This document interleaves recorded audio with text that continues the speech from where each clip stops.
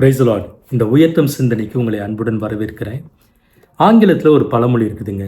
Get all you can all you get and sit on the can அப்படின்னு ஒரு பழமொழி இருக்குது. அதாவது எவ்வளோ சம்பாதிக்கணுமோ சம்பாதி, எவ்வளோ பணம் நீ சேர்க்க முடியுமோ சேர்த்து வை, சேர்த்து வச்சதெல்லாம் மூட்டை கட்டு, மூட்டை மேலே உட்காந்துக்கோ அப்படின்னு.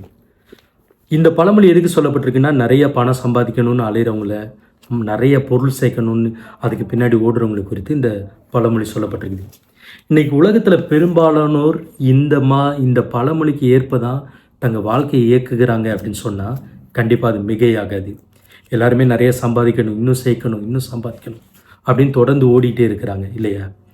ஆனால் இதில் ஒரு கசப்பான உண்மை என்னவென்றால், சில பேர் கடைசி வரைக்கும், தன்னுடைய கடைசி ஆயுள் காலம் வரைக்கும் ஓடி ஓடி சம்பாதிச்சுக்கிட்டே இருக்காங்களே தவிர அதை உட்காந்து அனுபவிக்கிறதே கிடையாது.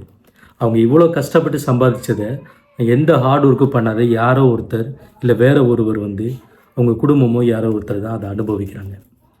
ஆனால் பாருங்கள், பிரசங்கி 3வது அதிகாரம் 13வது வசனம் இப்படியாக சொல்லுகிறது.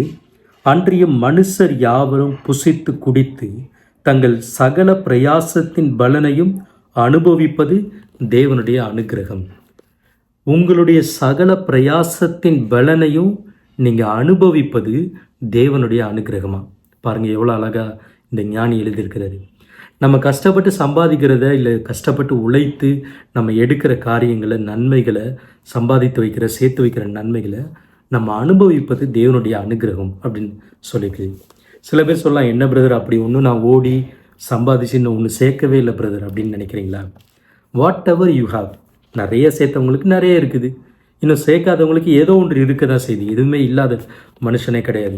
சொந்த வீடு இருக்கிறவனுக்கு சொந்த வீடு, வாடகை வீட்டுக்கு இருக்கிறவங்களுக்கு வாடகை வீடு, நல்ல வாடகை கொடுத்து வீட்டில் இருக்கிறீங்க. நம்ம கையில் கர்த்தர் என்ன கொடுத்துருக்கிறாரோ அதை சந்தோஷமாக அனுபவிக்கணும். குடும்பம் இருக்கிறவங்க பிள்ளைகளோடு சந்தோஷமாக அனுபவிக்கணும், குடும்பத்தோடு சந்தோஷமாக இருக்க வேண்டும். இப்படி கர்த்தர் கொடுத்த நன்மைகளை புசித்து இந்த பூமியில் அதை சந்தோஷமாக மகிழ்ச்சியோடு குடும்பத்தோடு அனுபவிக்கிறது கர்த்தர் கொடுத்த அனுகிரகம். ஆனால் இப்போ இருக்கிறத விட்டுட்டு நம்ம இன்னும் தொடர்ந்து ஓடிக்கிட்டே இருந்து கடைசி மூச்சு வரைக்கும் ஓடிக்கிட்டே இருக்கிறதுனால என்ன பிரயோஜனம் இருக்குது பாருங்கள், அதை நம்ம அனுபவிக்காவிட்டால். ஆகையினால இந்த பழமொழி மாதிரி இல்லை, கர்த்தர் சொன்ன மாதிரி மீண்டும் அந்த வசனத்தை நான் உங்களுக்கு வாசிக்கிறேன். பிரசங்கி 3:13. மனுஷர் யாவரும் புசித்து குடித்து தங்கள் சகல பிரயாசத்தின் பலனையும் அனுபவிப்பதே தேவனுடைய அனுகிரகம். ஆகையினால உங்கள் பிரயாசத்தின் பலனை அனுபவிங்க. ரொம்ப உழைக்கிறது நல்லது தான். உழைப்பு என்பது ரொம்ப முக்கியம். பாருங்கள், கண்டிப்பாக நம்ம எல்லோரும் உழைக்கணும், சோம்பேறித்தனமாக இருக்கக்கூடாது. நன்மைகளை, திரவியங்களை தேடணும். அதே நேரத்தில் தேடின திரவியங்களை நம்முடைய வாழ்க்கையில் அனுபவிக்க வேண்டும், அதை புசிக்க வேண்டும். இது கர்த்தருடைய வார்த்தையாக இருக்கிறது. God bless you. தேங்க்யூ.